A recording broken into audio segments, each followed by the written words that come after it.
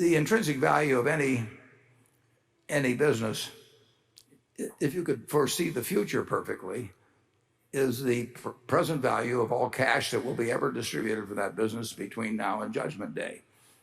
And we're not perfect at estimating that, obviously, but that's what an investment or a business is all about. You put money in and you take money out. Aesop said a bird in the hand is worth two in the bush. Now, he said that around 600 BC or something like that. But that hasn't been improved on very much by the business professors now. Now, the question is, how sure are you that there are two in the bush? How far away is the bush? All kinds of things. What are interest rates? But, I mean, Aesop wanted to leave us something to play with over the next couple thousand years, so he didn't spell the whole thing out. But that's what intrinsic value essentially is. We don't.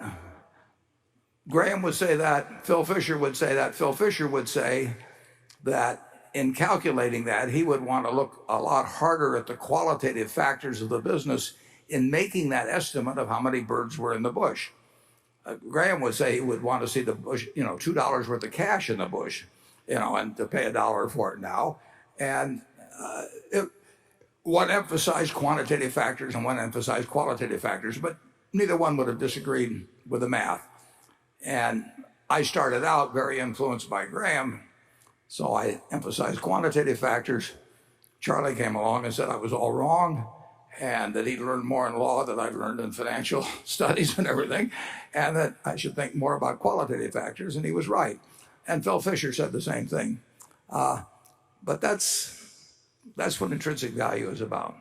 If you buy a McDonald's franchise, if you buy General Motors, whatever it may be, the real question is, A, are you going to have to put more cash into it after you buy it?